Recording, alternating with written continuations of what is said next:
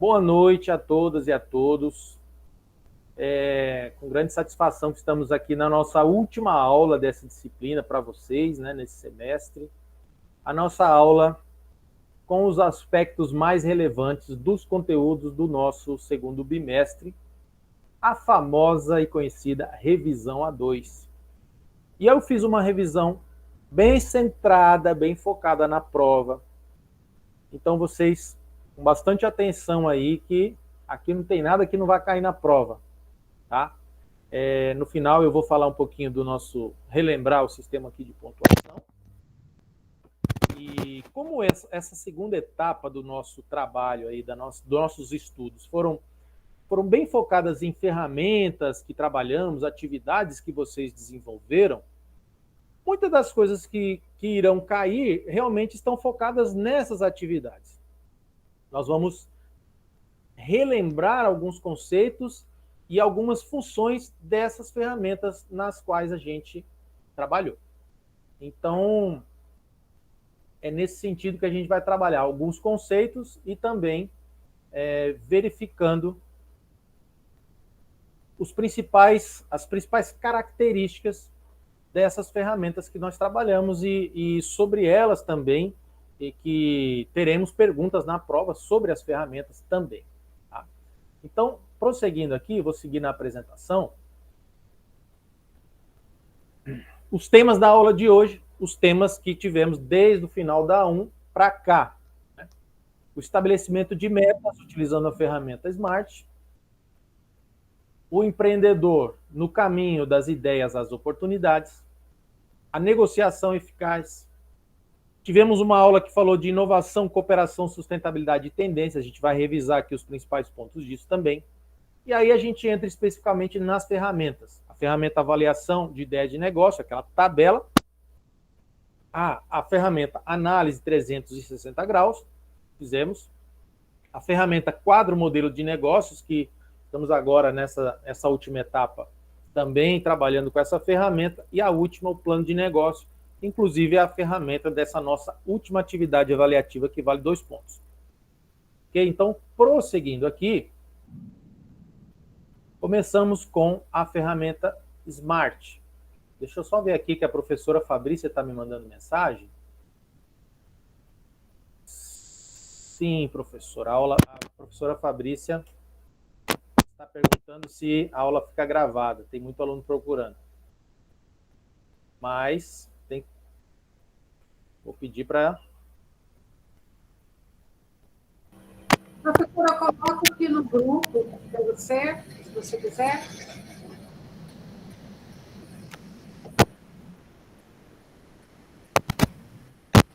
Respondi a ela, mas assim, pedi para que ela reforce para os alunos entrarem, né? Que estamos sem poucos. E ela está gravando o áudio, mas infelizmente eu não vou poder ouvir.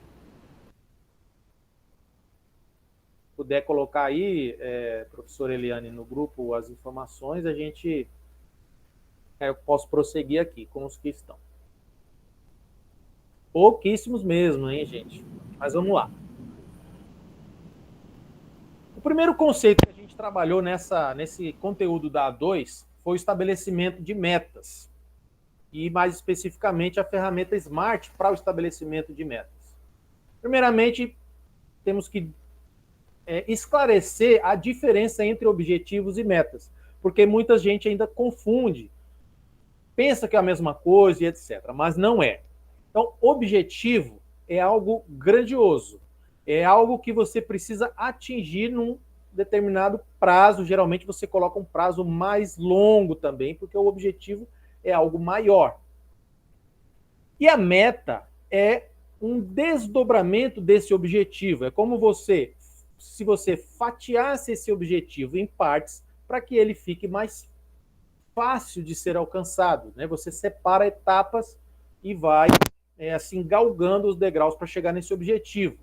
Então, por exemplo, você tem lá uma determinada área plantada e você coloca um objetivo de ampliar essa área plantada em mais 120 hectares até 2028.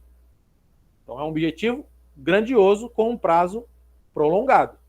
Como é que eu posso fatiar isso em metas? Então, para eu chegar lá em 2028, para não deixar tudo para a última hora, eu posso dizer o seguinte: a partir de 2025, minha meta, aí sim é meta, porque eu dividi esse objetivo em partes, seria aumentar 30 hectares a cada ano. Então, 2025, 30, 2026, 30, e assim por diante, 2027, 2028. Então, ao final desse prazo, eu teria o meu objetivo cumprido. Dividir em metas, fica mais fácil de eu fazer um plano de ação para completar esse objetivo.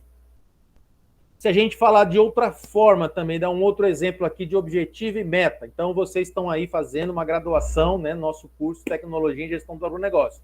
Vocês pensam assim, o meu objetivo é ter um doutorado concluído até 2030. Você tem esse objetivo. Então, quais seriam as suas metas? Primeiramente, concluir sua graduação. Depois, passar no processo seletivo de um curso de mestrado. Depois, a outra meta, concluir com êxito esse mestrado. Depois, a outra meta, passar no processo seletivo de um doutorado. E depois, finalmente, concluir o doutorado. Então, você subdividiu em metas e aí você vai trabalhando essas etapas com mais clareza.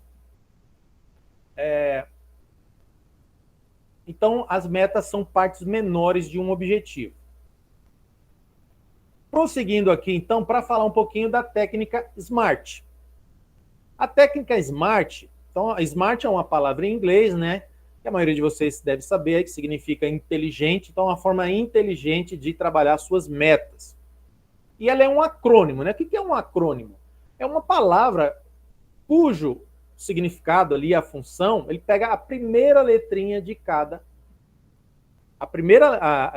Pega cada letra da palavra tem um significado e uma função dentro do que a ferramenta vai propor. Né? Então, em inglês, cada letra dessa significa uma característica que a meta precisa ter para que realmente ela seja uma meta eficaz, bem estabelecida. Então, vamos conhecer aqui, então, aí pega o S, o M, o A, o R e o T. Traduzindo aqui para o português, o S, que em inglês seria specific, começando com S, em português é específico. Então, primeiramente, a sua meta precisa ser específica. Ela precisa estar detalhada e ela precisa ser visualmente identificável. Você pode ter uma meta que a pessoa que é leiga, que lê aquela meta e não sabe do que se trata, ela não sabe onde você quer chegar. E às vezes nem você mesmo.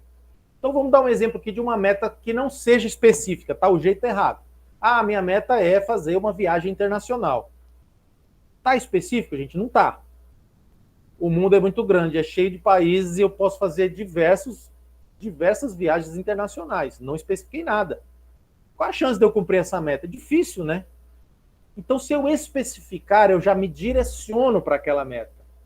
Bom, eu quero fazer uma viagem para a França, de 15 dias, passando pelas cidades de Paris, tal.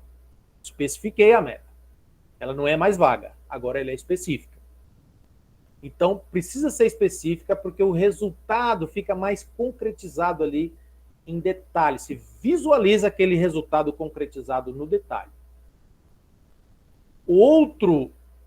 A outra característica que a meta precisa ter dentro da ferramenta SMART, agora saímos do S para o M, mensurável. E essa é muito importante. Deixa eu só permitir aqui a entrada de mais alguém. Temísia. Mensurável, gente. A meta precisa ser possível de ser medida. Eu não posso ter uma meta, especificar uma meta tanto profissional como pessoal, que eu não consiga medir se eu cheguei lá.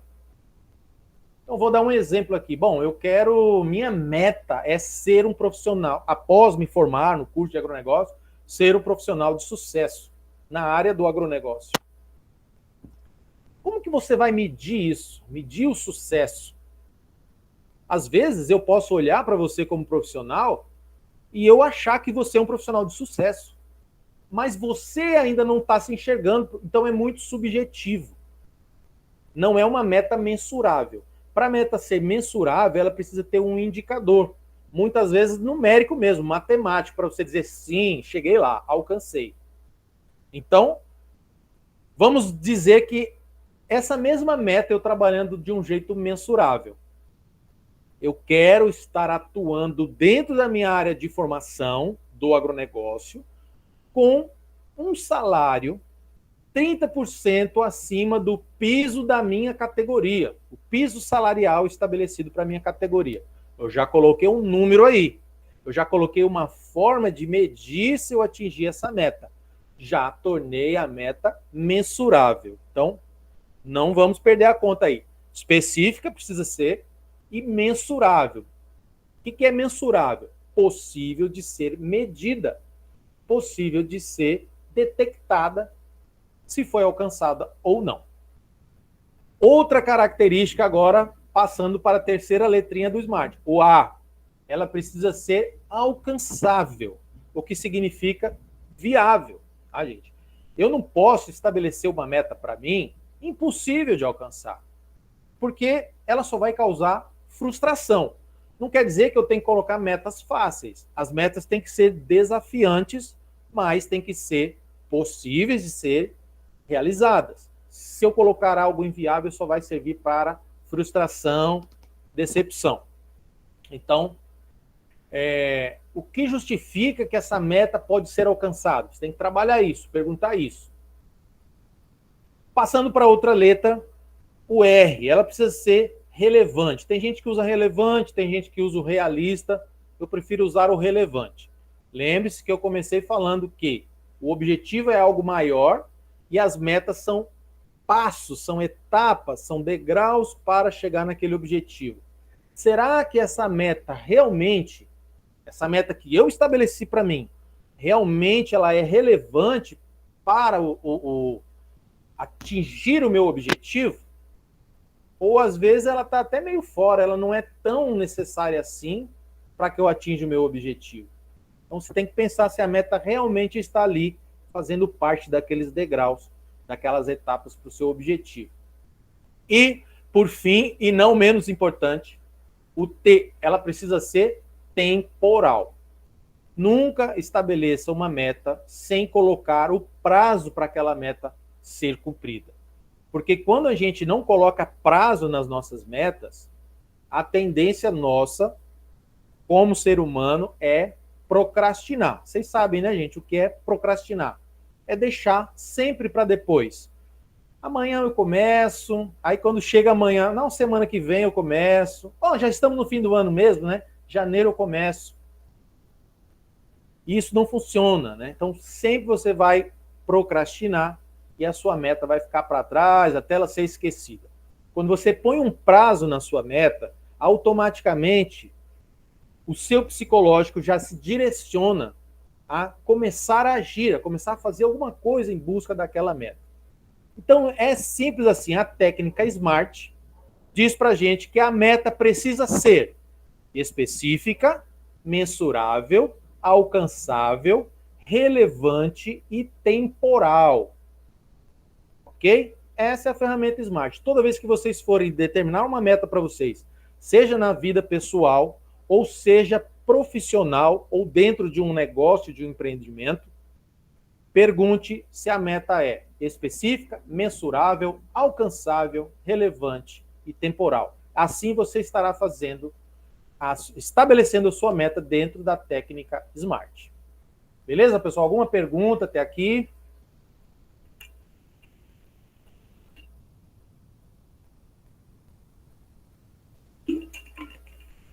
Está entendido a técnica SMART? Então, vamos seguir. Vem aqui no chat. Professor Leandro, se tiver alguma pergunta no chat aí. Ok, professor. Professor Albert também, se tiver uma pergunta no chat, dá um alô no áudio aqui, que às vezes eu estou apresentando e posso não ver. Ok. Obrigado. Vamos lá.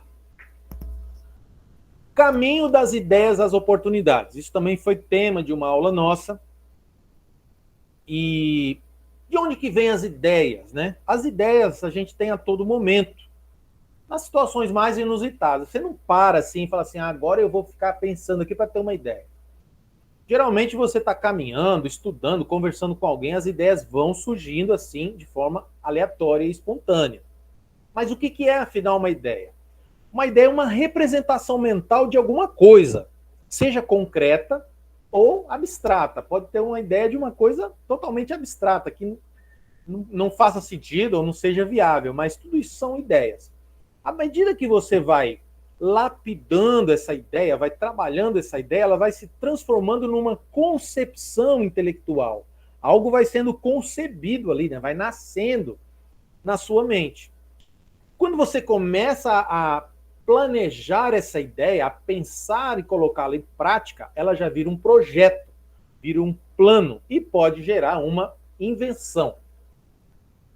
Então, algumas dicas a gente tratou nessa aula, né, para que você valorize as suas ideias. Primeiro, não julgue precipitadamente. Às vezes você tem uma ideia e pensa, até uma ideia dentro assim do nosso campo aqui do empreendedorismo, uma ideia de negócio, né? E você já, não, isso é loucura, isso não dá certo. Calma, não julgue precipitadamente. Primeiro você tem que lapidar, estudar melhor essa ideia, né? Outra dica é que você registre suas ideias. Como elas acontecem nos momentos mais aleatórios possíveis, pode acontecer alguma coisa, uma distração, alguém te chamou, mudou de assunto, surgiu um problema, você esqueceu aquela ideia. Então, sempre que você achar uma ideia interessante, registra a sua ideia. Valorize, pessoal, o seu conhecimento e a sua experiência. Porque sim, por mais jovem que a maioria de vocês sejam, vocês já tiveram experiências de vida, experiências profissionais, experiências no estudo, que sim, podem ser muito úteis dentro de tudo que vocês vivenciaram para a geração de boas ideias. E outra dica importante é você sair daquela sua caixinha de sempre ali. Buscar novas informações, conversar com novas pessoas, interagir, percorrer novos caminhos, explorar novos campos. A gente na rede social, a gente tende a ficar muito numa bolha, né? Uma bolha de cultura, o algoritmo ali mantém a gente. Então, a gente precisa sair um pouco disso, né? Ler um livro diferente, acessar um outro tema, mesmo que seja na internet mesmo, coisas que vão abrindo nossa mente para outras possibilidades, e isso fertiliza o solo para as ideias. Ser flexível. Ficar atento ao óbvio. Quando uma coisa parece ser muito óbvia, desconfie. Sabe aquele negócio, quando a esmola é demais, o santo desconfia? Se eu estou falando de uma ideia de negócio, nossa, como eu não pensei nisso antes, como ninguém pensou nisso antes, vou ficar rico. Desconfie. O que é muito óbvio pode ser uma pegadinha também para você. E nem toda ideia é uma oportunidade. Mas uma ideia bem trabalhada, e se você observar, se ela se encaixar dentro de alguns campos, ela pode sim ter um ótimo potencial para ser uma oportunidade. Então a ideia ela caminha de uma ideia vaga abstrata para uma excelente oportunidade, inclusive de negócio. Nesse caminho das ideias às oportunidades, tem dois campos que precisam ser muito valorizados por vocês. O primeiro campo é o olhar para si e o segundo campo é olhar para o mercado. Vamos ver aqui, tem gente para entrar. Raquel Soares, boa noite, Raquel. O olhar para si e o olhar para o mercado. No olhar para si, a gente tem duas vertentes aí que a gente tem que olhar. Olhar para vocês mesmos, tá? Primeiro, a motivação e segundo, os seus conhecimentos e habilidades. Então, quando você pensar numa ideia, você veja se ela se encaixa aqui nessas perguntas. O que te agrada? O que te dá prazer em realizar? Com que tipos de atividade você se identifica e quais aquelas que você não se identifica, não se vê fazendo? O que você se vê fazendo na vida? E os seus valores, os seus princípios. Todos nós temos nossos valores, nossos princípios que foram introduzidos na gente ao longo da nossa formação. o que é relevante para as suas atividades dentro dos seus princípios. Então, tudo isso é o campo de olhar para si na subdivisão do que te motiva, do que te agrada. Ainda dentro do olhar para si, o outro lado é o seu conhecimento e as suas habilidades. Então, todos nós, como eu falei, você já tem as suas experiências, já tem os seus conhecimentos e vivências. Então, isso já vai se traduzindo em cada um de vocês em pontos fortes. Então, você já começa a pensar, quais são os meus pontos fortes? Tem gente que é mais comunicativa, então favorece talvez as vendas. Tem gente que é mais introspectiva, mas tem habilidades com controles, gestão. Então, qual é o seu ponto forte? O que você já sabe fazer? O que você já conhece? O que você já tem de experiência? Ah, eu já trabalhei em caixa de supermercado. Ah, eu já fui atendente de loja agropecuária. Ah, eu já fui vendedor de roupa. Não importa. Tudo isso agrega conhecimento e experiência. Porque todo tipo de trabalho ele se resume em satisfazer a necessidade de outras pessoas. Então isso já traz bagagem para vocês, sim. O que você já tem de cursos na área, formação específica, ou seja, quais aspectos representam em você um diferencial competitivo e já te deixa um pouquinho na frente ali de um possível concorrente. Então é esse olhar para si que tem que ser feito. Depois, para saber se uma ideia é uma boa oportunidade, você também tem que olhar o mercado. E você não precisa ser um expert em marketing ou em mercado para olhar para o mercado. Você, como consumidor, você conversa com pessoas que compram coisas, que consomem coisas, que precisam de serviços, você sabe o que o mercado está precisando, o que falta aí na sua cidade. Ou não está em falta, mas é atendido de forma inadequada, ineficiente, está sendo mal atendido. O que as pessoas precisam, querem, mas não encontram. Precisa vir de fora, ou não tem mesmo. E o que as pessoas mais valorizam e desejam no atendimento. Isso, gente, só de conversar com gente você consegue detectar isso. Você, como cliente, passa por boas e más experiências e sabe identificar isso. Ah, meu amigo falou que foi numa loja e a pessoa não deu a atenção que ele precisava. Pronto, você já sabe o que a pessoa valoriza. Tudo isso é uma visão de mercado que você pode ter, mesmo não sendo um expert em mercado. Um outro lado do olhar para o mercado é os recursos disponíveis e as possíveis parcerias. Algo que já seria ali um primeiro impulso para aquela ideia ser uma oportunidade de sucesso. Então, assim, o que eu já tenho hoje para começar? Eu já tenho alguma coisa hoje para começar a viabilizar essa minha ideia? Uma atividade empreendedora? Se eu não tenho, quais são as possíveis fontes de recurso? Onde é que eu vou buscar esse recurso que eu não tenho? Ou eu tenho parcial e vou buscar uma parte, etc. E as parcerias? Quem poderia chamar para ser meu parceiro? Como eu pretendo dispor de outros recursos, não só os financeiros, mas tempo, a própria motivação, a energia para despender a esse empreendimento, essa atividade?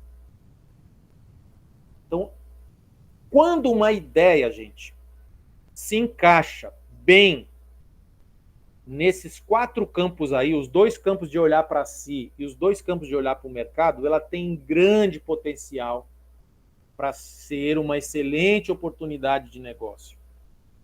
Então, o caminho da ideia até a oportunidade é olhar para si no que te motiva, no que você já tem de conhecimentos e habilidades, pontos fortes, e olhar para o mercado. O que o mercado precisa, o que ele tem, o que ele não tem, e os recursos e as parcerias que você pode dispor para esse negócio. Passando aqui. Gente, aqui em casa tá uma trovoada. E a minha cachorra tem medo de trovão e ela late. Então, de vez em quando, vocês vão ouvir aí um trovão, um latido, por aí. Pessoal, outro tema importante do nosso segundo bimestre foi sobre negociação. Negociação eficaz, ou seja, aquela negociação que traz bom resultado. E não adianta eu falar de empreendedorismo sem falar de negociação, Porque o empreendedor negocia o tempo todo. A vida do empreendedor é negociar e se comunicar também. Então, a gente precisa valorizar o momento da negociação. A gente precisa dar importância e observar algumas técnicas e algumas posturas nossas para que a negociação dê resultado. Nenhum empreendedor deve querer negociar com o seu cliente só uma vez. Não é verdade? A gente quer negociar com o cliente muitas e muitas vezes. Da mesma forma, com o seu fornecedor. Você não quer negociar com ele só uma vez. Você é cliente dele, mas você também precisa do seu fornecedor para o seu negócio estar de pé. Então, você quer negociar com ele muitas e muitas vezes. Isso é uma negociação eficaz, aonde há um ganha-ganha.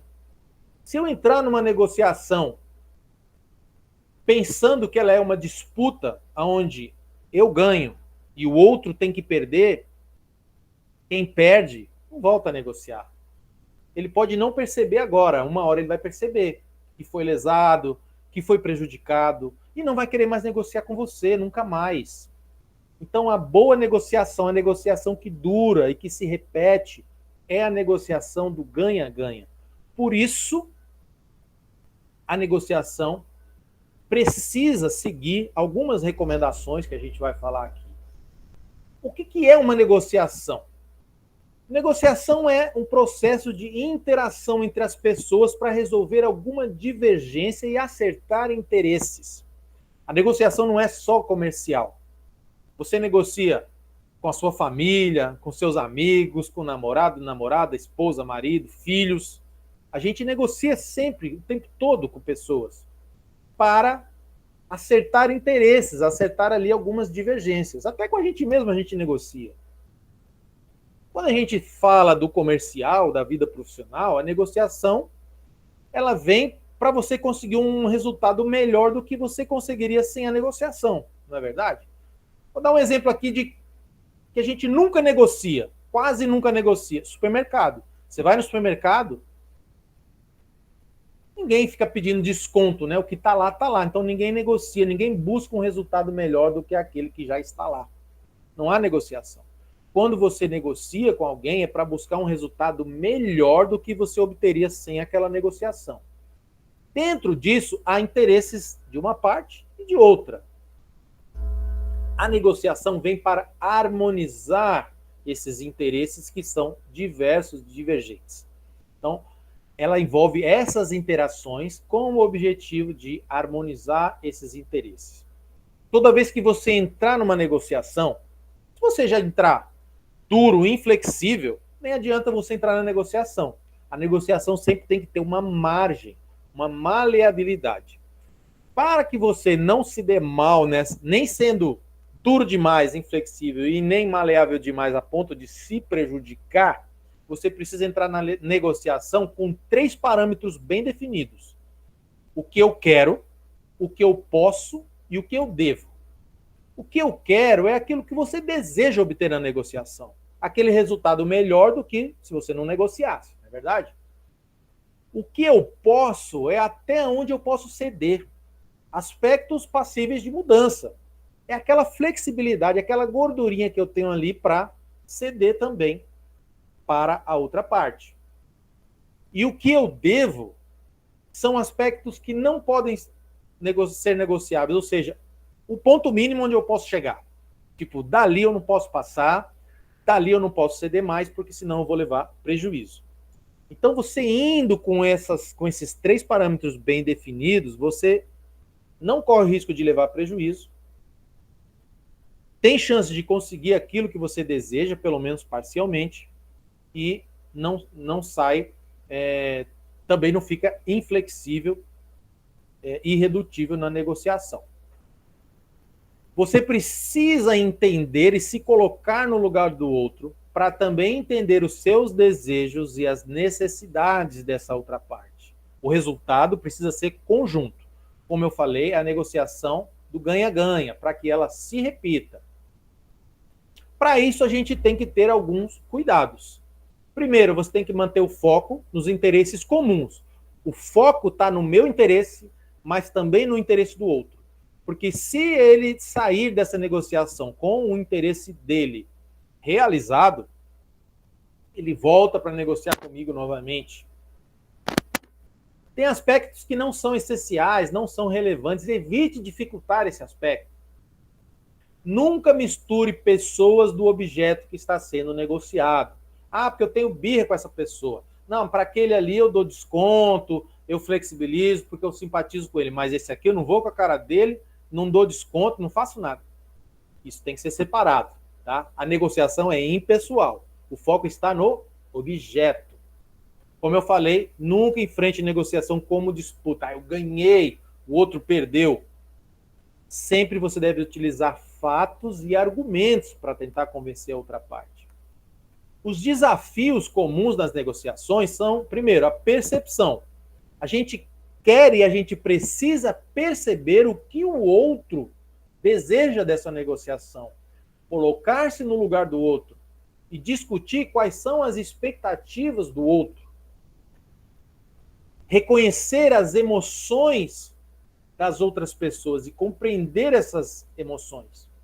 Evitar reações impulsivas. Então, é o desafio de controlar a sua emoção, reconhecer como legítimas emoções do outro que estão envolvidas e evitar as reações impulsivas.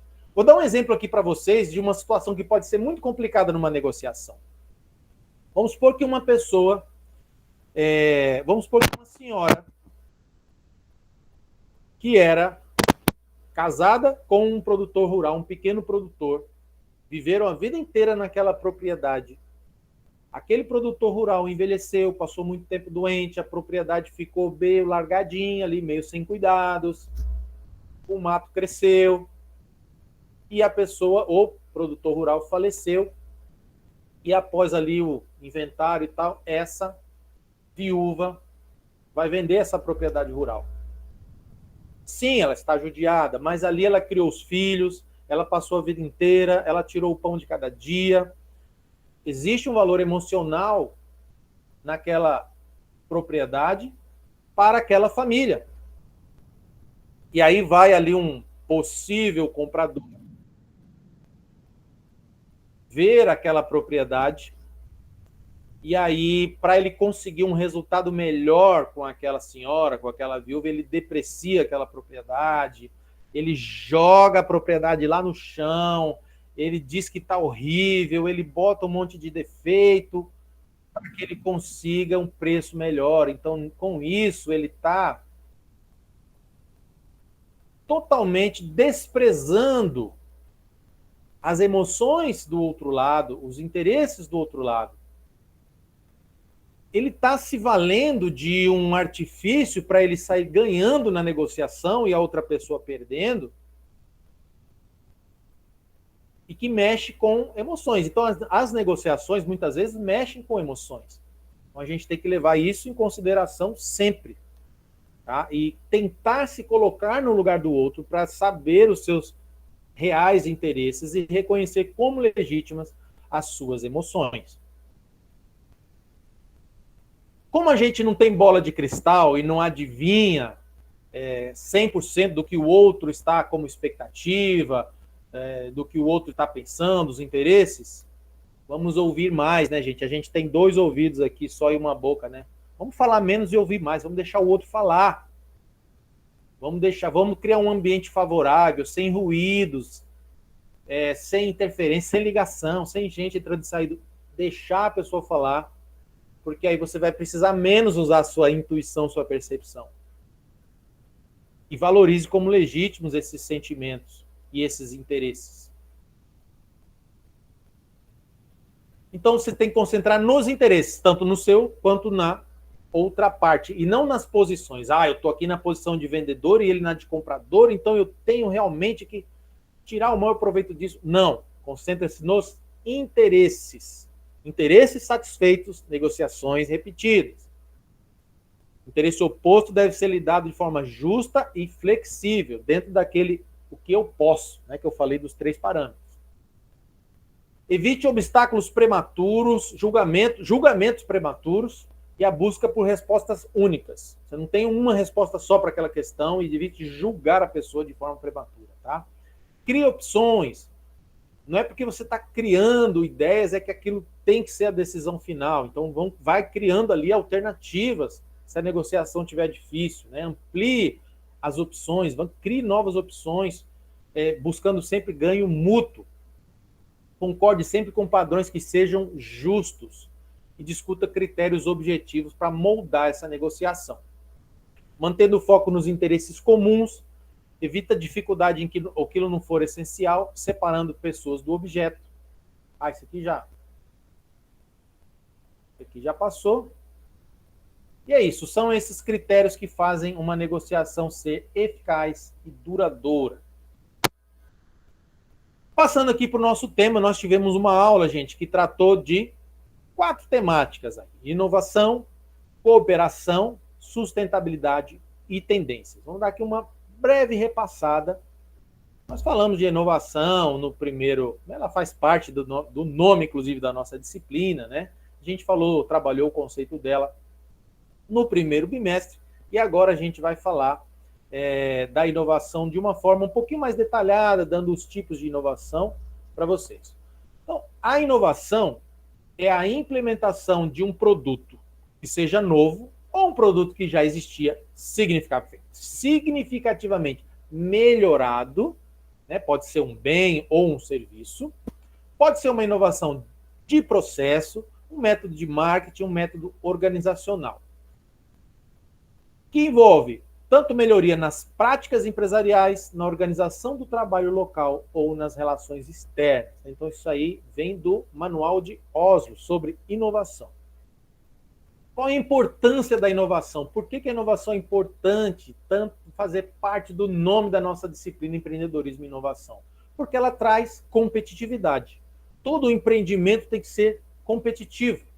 Então, empreendedores que inovam ampliam suas chances de sucesso no mercado. A inovação torna o empreendimento mais competitivo. Nesse contexto, os pequenos produtores, assim como as micro e pequenas empresas, têm maior facilidade em inovar. Por quê? Micro e pequenas empresas não têm aquela estrutura grande, complexa, de maquinários, de instalações tão complexas, que para uma pequena inovação tem que se fazer mudanças estruturais muito grandes e muito caras. Na micro e pequena empresa, essa flexibilidade ajuda. Ela tem menos regulamentações e mais flexibilidade, então elas são mais propensas à inovação. Olhando isso para o nosso setor rural, também as pequenas propriedades, os pequenos empreendimentos rurais também têm essa facilidade, né, de adaptação e de crescimento, adotando as inovações. E a criatividade versus resultados. Então, quer dizer que não toda ideia criativa é uma inovação. Para ser inovação, ela precisa gerar resultado, né? Isso aí a gente está relembrando o conteúdo do conceito de inovação. Uma inovação só se concretiza como inovação, de fato, quando gera resultados que impactam positivamente aquele negócio. Então, por exemplo, uma inovação que gere um aumento de vendas, conquistar novos mercados, redução de custos, claro que isso gera resultado, porque aumenta o lucro. Então, gerou resultado ali econômico, sim, aí eu posso chamar de inovação. Nem toda criatividade é inovação, precisa dar resultado. Então, a gente tem os tipos de inovação. Temos 4 tipos aqui para vocês. Tem a inovação de produto, a inovação de marketing, inovação de processo e a inovação organizacional.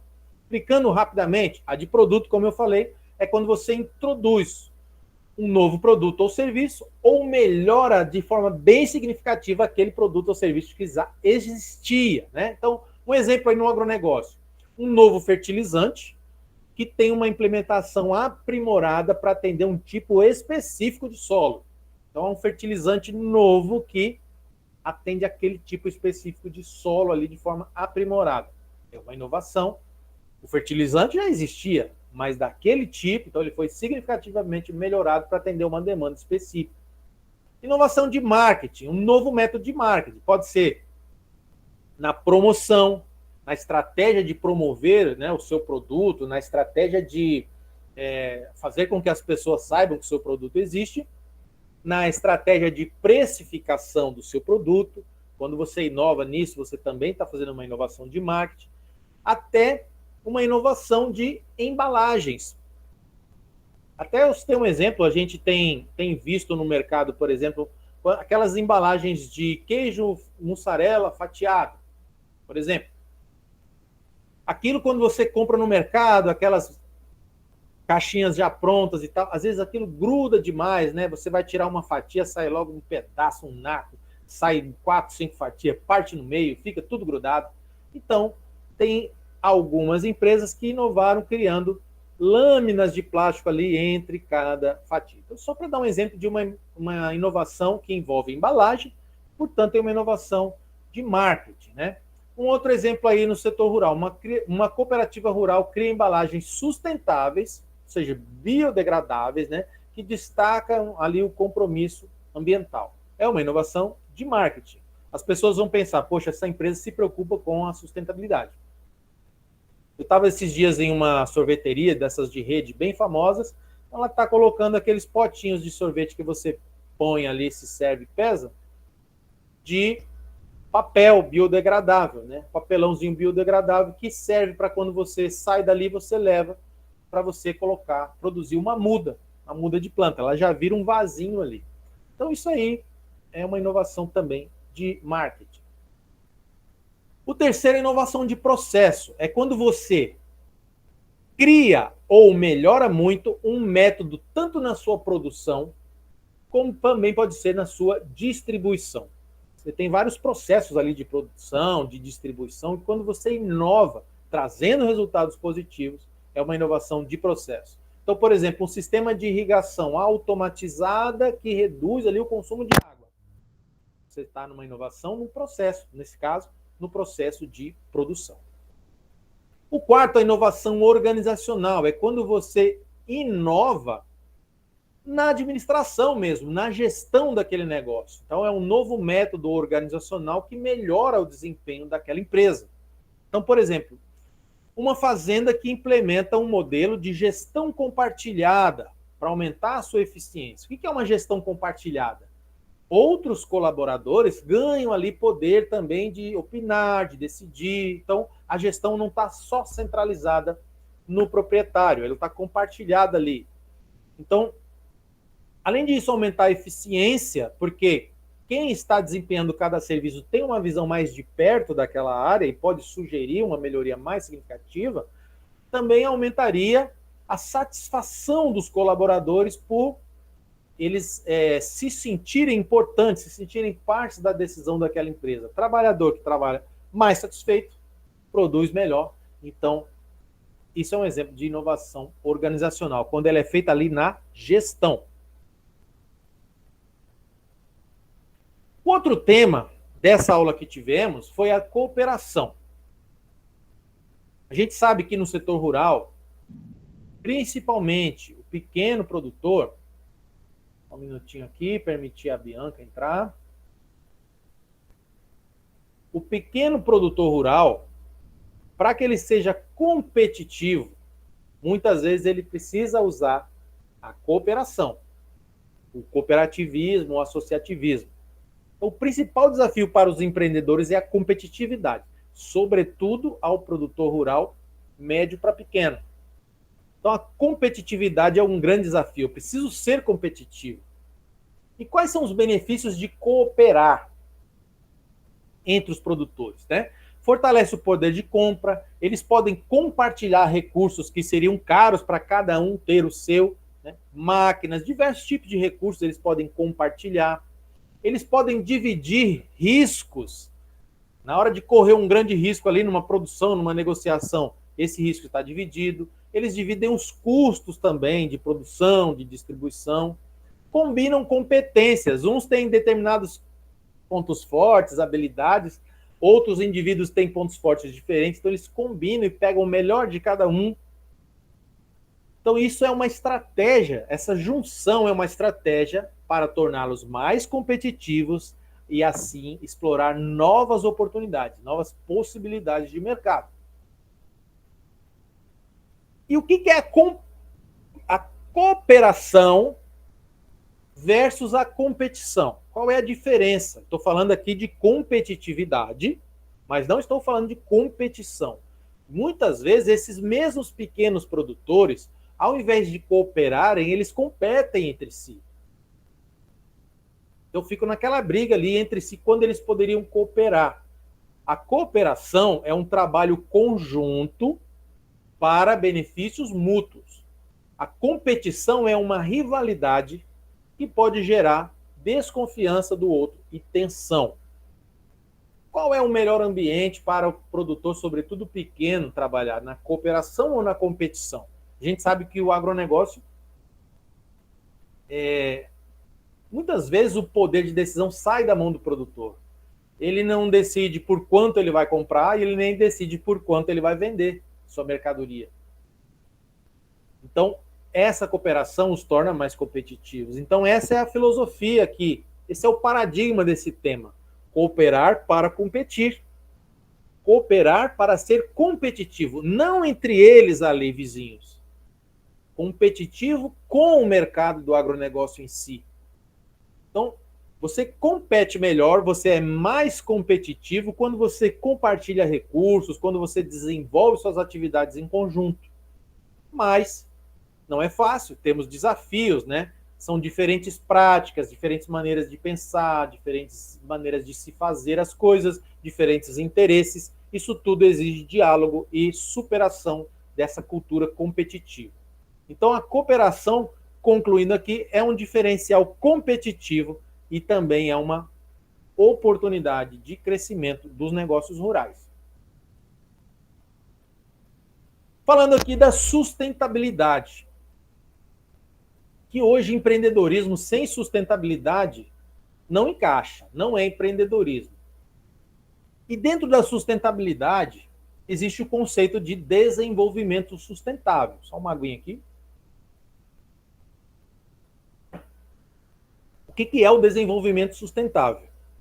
É quando a sustentabilidade é integrada e abrange 3 aspectos: o ambiental, o econômico e o social.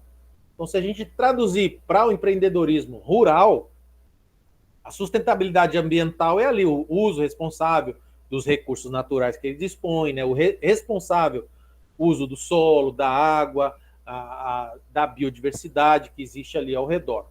A sustentabilidade econômica é que aquele negócio gere renda e gere empregos no setor rural, mantendo as pessoas no campo, as pessoas não precisando ir para a cidade para poder sobreviver. Ali sim ela consegue renda e emprego.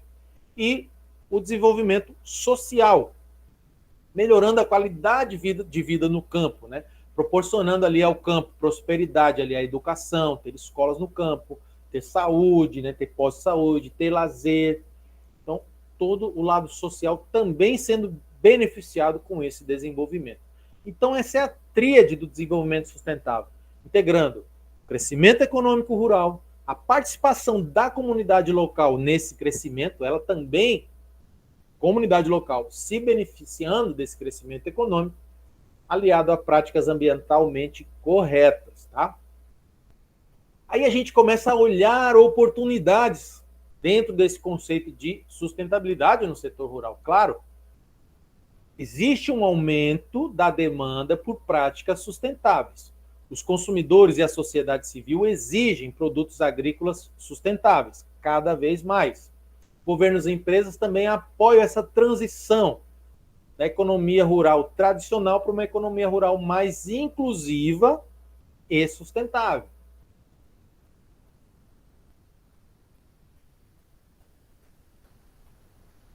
E essas oportunidades podem se traduzir em lucratividade para os negócios rurais que forem sustentáveis. Tá? Então, os consumidores estão, sim, uma boa parcela dos consumidores estão dispostos a pagar mais por alimentos e produtos agrícolas ambientalmente corretos e socialmente justos também. Então, consequentemente, esses produtores rurais que adotam essas práticas sustentáveis são mais valorizados. Existem também desafios, né, para esse desenvolvimento sustentável no campo. Ele tem que cumprir a legislação ambiental cada vez mais exigente, rigorosa, né? Ele também precisa se atualizar nos seus conhecimentos técnicos para implementar essas práticas sustentáveis, né? Então, ele não pode continuar no método antigo que ele fazia. Se ele quer mudar para uma prática sustentável, ele vai precisar se capacitar. E isso se traduz em oportunidade, porque ele pode acessar novos mercados com essa valorização desses produtos sustentáveis. Como eu falei, as pequenas empresas, também rurais, por ter uma estrutura ali pequena e flexível, ela é mais ágil, mais adaptável, né? Os pequenos negócios, então, favorecem essas inovações no rumo da sustentabilidade nas práticas agrícolas. E aí a sustentabilidade se consolida como um diferencial competitivo para o setor rural. Então, sempre que vocês pensarem em empreendimento rural, como vocês já estão pensando, né? Todo mundo está aí fazendo suas atividades, seus planos de negócio, a sustentabilidade tem que estar presente, porque ela é um diferencial competitivo. E aí, isso também já se encaixa com as tendências. Gente, prestem muita atenção aqui. Empreendedor, empreendedora tem que estar ligado às tendências. Primeiramente, o que é uma tendência? Uma tendência é um movimento social. Pode ser espontâneo ou induzido por alguma liderança que une pessoas em torno de comportamentos. Quando um comportamento começa a se deslocar de um lugar para o outro, isso se torna uma tendência. Então, são mudanças sociais, comportamentais. Tudo que comportamento que está na mesma há décadas, séculos, não é tendência. São realidades históricas. Quando há uma mudança de comportamento, há uma tendência. Então, a nossa sociedade, como ela evolui com o tempo, esses comportamentos também vão mudando, vão se refinando, vão evoluindo, tá? Vou dar um exemplo aqui, só para vocês entenderem rapidamente aqui, tendência, a diferença de realidade histórica. Esse exemplo está lá na nossa aula sobre tendência. A gente sabe que o brasileiro gosta de futebol. O brasileiro, em geral, né? Claro que tem as exceções, mas a maioria dos brasileiros são apaixonados por futebol. Estão apaixonados pelos seus clubes, torcem, etc., acompanham e tal. Isso é uma realidade histórica. Quase sempre foi assim. Agora, se a gente falar que, de uns anos para cá, as mulheres, as meninas estão cada vez mais interessadas em futebol, inclusive em jogar futebol, aí a gente pode estar enxergando uma tendência. Então, se eu traduzir isso para uma oportunidade de negócio, uma ideia de negócio, bom, eu posso pensar em criar uma escolinha de futebol especializada em meninas, crianças, meninas, para aproveitar a oportunidade trazida por essa tendência. Carregando agora para o setor rural, né? Tendência está ligada, então, gente, com oportunidade. Empreendedor ligado em tendências favorece o campo das ideias para as oportunidades. Então, as tendências indicam o quê? O que as pessoas estão querendo, o que as pessoas estão aspirando, demandando, o que a sociedade passa a demandar com aquela tendência. Então, no setor rural, as tendências de consumo, assim como as mudanças sociais de comportamento, podem revelar algumas oportunidades. Por exemplo, como a gente falou, a crescente demanda por produtos de origem certificada e das práticas agrícolas sustentáveis. Existe uma crescente demanda por esses produtos. Existem demandas por produtos de origem animal que valorizam o bem-estar animal. Então tem aquele, vocês já viram lá no mercado, tem aquele ovo caipira e ele coloca lá galinhas soltas, galinhas livres. Aquele ovo é mais caro. Mas se você observar, ele não fica parado lá na prateleira, não. Ele tem a sua saída, mesmo sendo mais caro. As pessoas estão valorizando esse tipo de coisa. Tem também uma tendência a se valorizar produtos locais. Você chega num lugar, não, eu quero um produto daqui, eu quero consumir um produto daqui. ou uma identificação com produtos artesanais. É uma tendência, né, mais recente, valorizando-se mais o artesanal, ou mesmo o produto gourmet. Então, citando um exemplo aí no nosso setor rural, produtores de café, que há anos atrás só produziam o café ali convencional para a indústria, etc., muitos estão migrando para a produção de café artesanal e gourmet, oferecendo até hospedagem nas propriedades, degustação, aquela coisa toda. E isso é mais uma tendência que pode gerar oportunidade no setor rural. Trocando de tema agora, né, e passando aqui a agilizar um pouquinho, que já temos aqui 1 hora de aula, mas acho que essa nossa aula vai avançar um pouquinho, 1 hora e meia, porque quero abranger todos os aspectos para vocês que poderão estar na nossa prova. Uma das ferramentas, agora falando das ferramentas, né, uma das ferramentas que a gente trabalhou aí para como avaliar as ideias de negócio foi aquela tabela de avaliação de ideias de negócio. Colocamos aí 5 ideias que vocês tiveram e trabalharam e pontuamos de 0 a 5 cada ideia, né, aqui na horizontal, cada ideia referente a diversos critérios. E aí, no final, o concorrente a gente subtraía, né, e no final, a gente teve até uma aula aí para explicar essa atividade. No final, a gente tinha pontuação ali de cada ideia, o que já dava um indício de quais ideias seriam melhores, né?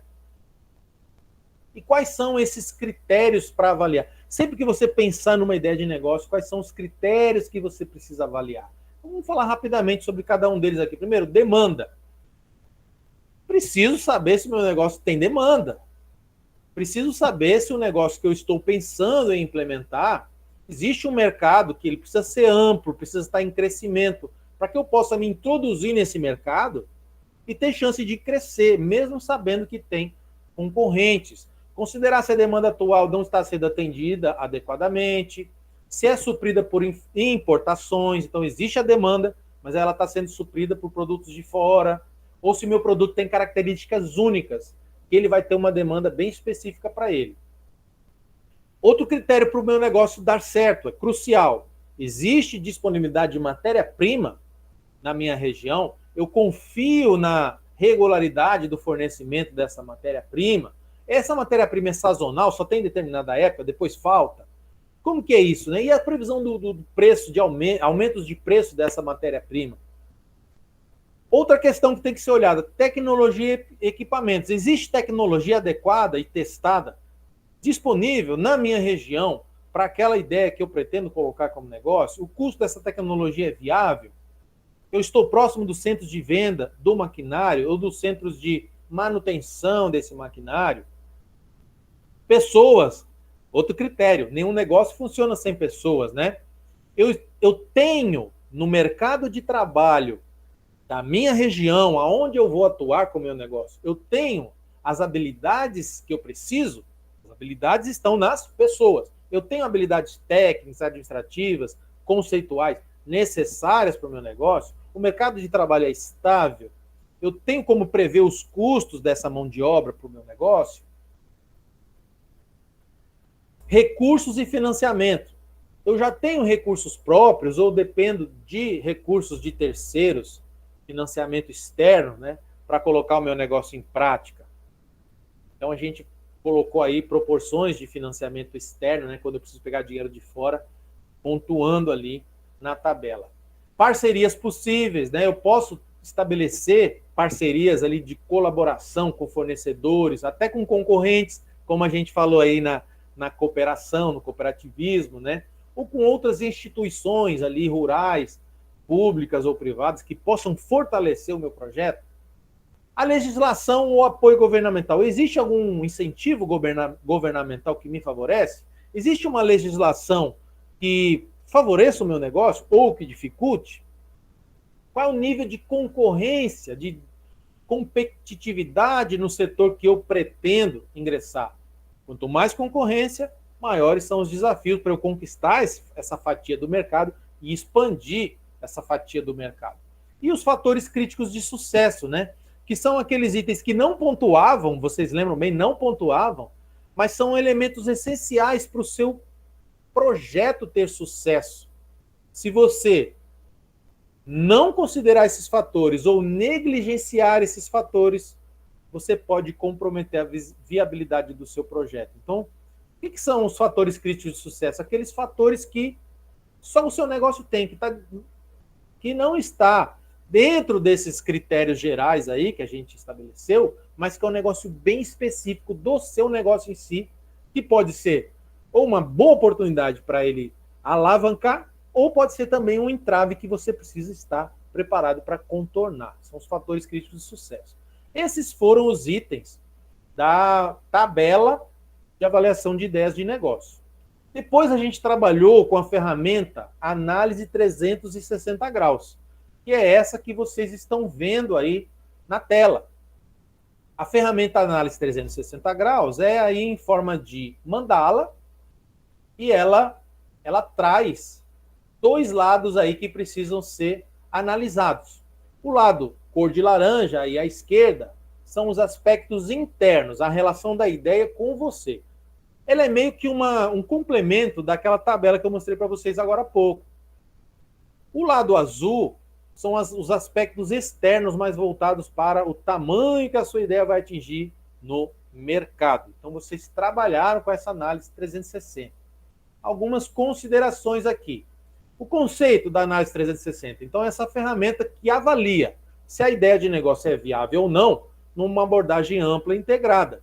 Ela analisa os aspectos externos ali, no azul, que é o tamanho do mercado e o tamanho do problema que a sua ideia resolve. Vocês lembram, né? Uma boa ideia tem que resolver um bom problema. Tem que trazer uma boa solução de problema.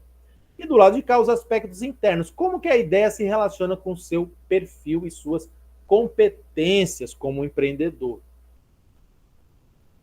A análise externa baseia-se ali na resolução de problemas reais. Então, quanto maior a relevância daquele problema que a sua ideia está resolvendo, melhor a sua oportunidade de negócio. E nisso, gente, atenção aqui. Lembram da pirâmide de Maslow? Aquela pirâmide das necessidades que está lá na nossa aula da análise 360 graus? A pirâmide de Maslow basicamente é o seguinte: embaixo você tem as necessidades fisiológicas, aquelas do corpo, depois necessidades de segurança, depois necessidades de autoestima, autorrealização e, por fim, as necessidades de autorrealização. O que isso tem a ver com ideia de negócio? Significa o seguinte, que quanto mais alto na pirâmide estiver a necessidade que o seu produto, que a sua ideia está resolvendo, quanto mais simbólica for essa ideia e menos fisiológica, maior a sua possibilidade de lucro com aquela ideia. Eu lembro a vocês o exemplo que foi dado na aula. Sou um produtor rural, produzo arroz. Arroz, comum esse arroz de mercado. Ele satisfaz a necessidade básica da alimentação. Então, minha possibilidade de lucro é bem menor. Se eu forneço, por exemplo, se eu produzo e forneço um café gourmet, a pessoa não vai ali na necessidade do alimento, ela vai na necessidade de autoestima, autorrealização, de consumir aquele produto tão sofisticado. A margem de lucro do café gourmet é bem maior do que a margem de lucro do arroz. Claro que você vai vender mais volume de arroz, né? Mas as margens de lucro dos produtos mais simbólicos são maiores do que dos produtos mais básicos. É isso que a pirâmide de Maslow nos mostra em relação a negócios, tá? Voltando um pouquinho da análise interna, considera quanto a ideia é compatível com o seu perfil de empreendedor. Envolve ali as suas paixões pessoais, o que te motiva, a sua motivação intelectual também, né, de ver aquele projeto sempre como algo desafiador, que você precisa sempre estar aprendendo mais e saindo daquela rotina chata, né? E conhecer os seus potenciais clientes também está nessa fase aí dessa análise interna. Quando quantos dos meus possíveis clientes eu já conheço pessoalmente, ou tenho contatos, ou são amigos dos meus amigos. Tudo isso já facilita aquele pontapé inicial do seu negócio. E claro que, naquela tabela, quanto mais aberta for a ligação dos pontos que você fizer, melhor ela vai estar pontuando, né? Então, a melhor oportunidade é aquela que oferece a melhor intersecção entre o interesse pessoal e conhecimento e a viabilidade mercadológica. A análise, essa mandala, depois que pronta, que você pôs os pontos e ligou, ela te dá um mapa perceptual, né, que permite você identificar visualmente qual oportunidade é mais viável. Geralmente a que fica mais aberta é mais viável, tá? E aí você pode refletir estrategicamente em como expandir essa ideia para atingir um mercado maior ou atender uma demanda específica de um nicho de clientes específicos, tá? Mas aqui traz um detalhe importante. O mais importante é o lado de dentro, pessoal. A ideia é que melhor se ajusta ao perfil empreendedor, também tendo uma viabilidade externa ali, claro, mas principalmente aquela que motiva e inspira o empreendedor a longo prazo, tende a ser a melhor ideia. Não adianta você ter uma ideia que é campeã de possibilidade de mercado se é algo que não te motiva, que você não se identifica, que você não gosta. Por isso é que a literatura a respeito dessa ferramenta nos diz que o lado de dentro é o mais importante, sim. Não que o lado de fora não tenha importância, mas que deve ser priorizado os aspectos internos dentro da análise 360. Passando da análise 360 para a próxima ferramenta, quadro modelo de negócio. O quadro modelo de negócio, gente, só para... é esse aqui, né, que está aí nas atividades mais recentes de vocês. O quadro modelo de negócio, quando você identificou com todas as outras ferramentas qual ideia de negócio é a mais viável, a mais identificada como oportunidade, aí você elabora para aquela ideia o quadro modelo de negócio. Ele já permite que você amplie o olhar sobre aquela oportunidade. Ele já é um pré-planejamento do seu negócio, analisando vários aspectos.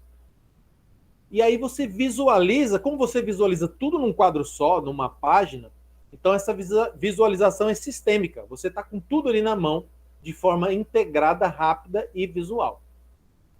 Então você integra e discute diversas percepções de como a empresa poderá atuar, os principais elementos de cada parte e como há essa interação entre as partes do negócio. Essa ferramenta teve origem na tese de doutorado de Alexander Ostenwalder, defendida da Universidade de Lausanne, na Suíça, em 2004. O nome original dessa ferramenta, gente, é o nome em inglês de quadro modelo de negócio, Business Model Canvas, que é conhecida por nós popularmente aqui como quadro modelo de negócio. Então, você pode usar o quadro modelo de negócio em diversas situações, seja no início de uma atividade empreendedora ou no decorrer da atividade empreendedora. Você está meio perdido, você não sabe bem ali quem são seus clientes, sua proposta de valor. Você pega e elabora um quadro modelo de negócio do seu negócio já existente e visualiza o teu negócio de forma sistêmica. Ele te obriga a pensar nessas diversas percepções e componentes. No quadro modelo de negócio são analisados 9 componentes que são fundamentais para as principais atividades de qualquer empreendimento. Então, ele vale para qualquer modelo de negócio, tá? E ali tem questões que vão nortear a elaboração desse modelo de negócio. Ele está aqui, ó. Então, você vê as parcerias principais, as atividades-chave, a proposta de valor, o seu relacionamento com clientes, os seus segmentos, nichos de clientes, as estruturas de custo, os canais, tanto de comunicação como de distribuição, de vendas, da onde virão as fontes de receita, né, as fontes o faturamento dessa empresa. Esse aí é o quadro modelo de negócios, tá, gente? Como eu falei, a gente vai trabalhar também questões sobre as ferramentas que trabalhamos aqui. Para finalizar a nossa última ferramenta é o plano de negócio. Como eu falei em aula, vocês não foram exigidos que fizessem um plano de negócio, né? A gente fez só uma brincadeirinha ali, um formulário, que seria um esboço ali contendo as principais características, né, que são planejadas nesse documento plano de negócio para que vocês preenchessem ali e exercitassem o olhar. Aproveito aqui para dizer, gente, que eu recebi informações de que muitos de vocês estavam assustados com essa atividade, não estavam muito sabendo como fazer. E eu quero tranquilizá-los nesse sentido, porque a atividade é para ser lúdica, é para que vocês peguem uma ideia de negócio e trabalhem, é para exercitar os diversos olhares que se deve ter quando se pensa em um negócio. O negócio que vocês estão propondo é fictício, então não haverá aquele rigor, né, que tem que ser tudo muito concatenado, muito concreto. Não, né? A atividade é para que vocês exercitem de forma fictícia o planejamento de um negócio, entendendo todos os pontos que precisam ser contemplados. Vamos falar um pouquinho do que é um plano, mas vocês precisam saber o que é um plano de negócio, né? O que é esse documento, o que é essa ferramenta e a sua importância. Não existe empreendimento viável, confiável, sem ter um plano de negócio, tá, gente? Então, a função e importância. O plano de negócio, primeiramente, o plano de negócio é um documento que o empreendedor, a empreendedora elabora antes de iniciar uma atividade, no qual esse documento contém um estudo aprofundado sobre todos os aspectos que vão determinar se aquele negócio vai ser viável ou não. Então, ele reúne todas aquelas informações e constrói um documento bem organizado em tópicos. Por que o plano de negócio é importante? Primeiro, porque ele guia o empreendedor em direção às suas metas. Você definiu suas metas ali, colocou no papel, registrou em documento, então elas vão te guiar, vão te impulsionar, vão te motivar em direção a essas metas. Auxilia também na busca por parcerias e investimentos. Com um plano de negócio, é muito mais fácil eu convencer, por exemplo, um banco a emprestar dinheiro para aquele negócio, porque o negócio está baseado em estudo técnico, confiável. Não se trata ali de um aventureiro que vai abrir um negócio sem ao menos saber do que se trata. Não, existe ali um estudo, está documentado. Então, dá mais credibilidade. Eu vou chamar um sócio investidor, eu não tenho capital, mas vou chamar um sócio para trabalhar comigo. O plano de negócio vai dar também essa credibilidade. Então, auxilia em parcerias e investimentos. Reduz risco, porque você está detalhando os passos do seu negócio e está prevendo cenários. Em cenários mais negativos, como você vai se defender? Você está prevendo lá. Então, isso tudo reduz risco. Não existe, gente, mais uma vez aqui, negócio, empreendimento sem risco. Até porque correr riscos calculados faz parte da característica essencial do empreendedor. Mas um plano de negócio bem detalhado reduz, minimiza, sim, esses riscos. Tudo isso aumenta a segurança no processo de abrir um negócio ou de expandir um negócio que já existe. Modelos. Existem diversos modelos, não existe um modelo fixo, engessado de um plano de negócio. Existem diversos modelos, mas a maioria é composta por uma estrutura essencial básica que contém, primeiro, a descrição da oportunidade. É onde você vai colocar qual é a ideia do negócio, vai traçar ali a missão, visão e valores da empresa, vai dizer o perfil ali dos empreendedores, vai dizer quais são os produtos e os serviços daquele negócio, que mercado você pretende atingir, a localização do seu negócio, qual é o investimento inicial, a forma jurídica do seu negócio, né? Se é microempresa, se é limitada, se é SA, e a forma de enquadramento tributário do seu negócio, né? Aquela parte ali mais burocrática. A segunda, análise de mercado. Muitos autores definem ali como a principal etapa do seu negócio. Gente, atenção aqui, na análise de mercado, são 3 atores principais que vocês têm que se preocupar. Quem serão os seus clientes, quem serão os seus concorrentes e quem serão os seus fornecedores. Clientes, concorrentes e fornecedores. É aqui que você tem que se focar, nesses 3 atores, para ter uma boa análise de mercado. Quanto mais você souber e mastigar sobre clientes, concorrentes e fornecedores, melhor visão do seu mercado você terá. Então, o que eu tenho que saber? A demanda para o produto e serviço, veja que no plano de negócio você responderá a perguntas que muitas vezes a gente já trabalhou em atividades anteriores. Eu acabei de mostrar aquela tabela ali de pontuação que a gente falava de demanda, né? Quais serão as suas estratégias para distribuir seus produtos, precificar os seus produtos? Depois, a terceira fase dessa estrutura essencial aí é o planejamento de marketing, né? Como vai ser o posicionamento da empresa no mercado? Como é que eu vou me posicionar? Qual vai ser a minha estratégia de produto? O que ele vai ter de diferencial? Como que eu vou trabalhar o preço desse produto em determinada época? No começo eu vou trabalhar com preço mais em conta para atrair os clientes, depois eu vou chegando no preço ideal. Enfim, qual vai ser a sua estratégia? E a estratégia de promoção? Como é que você vai promover o seu produto? As pessoas saberem da existência do seu produto e serem atraídas a comprar o seu produto? E quais suas estratégias também de distribuição? Pontos de venda, maneiras de entrega, pontos de escoamento de estoque, tudo isso vai fazer parte do seu plano de marketing. Depois vem o planejamento operacional, que é mais voltado às rotinas ali da empresa. Como é que vai ser a sua operação no seu dia a dia? Como vai ser a operação do seu negócio? Então você vai precisar de determinados equipamentos, pessoas nas áreas-chave, né, as habilidades para isso, para aquilo, os processos, né, como é que vão ser os seus fluxos de atividades ali dentro dessa rotina operacional, como que será o seu layout físico, né, o seu arranjo físico ali para favorecer a melhor eficiência desses seus processos, qual será a sua capacidade produtiva, isso também está no planejamento operacional, quantas toneladas, enfim, por exemplo, eu consigo produzir por ano com a minha capacidade produtiva. Tudo isso faz parte do planejamento operacional, quando você pensa em rotinas.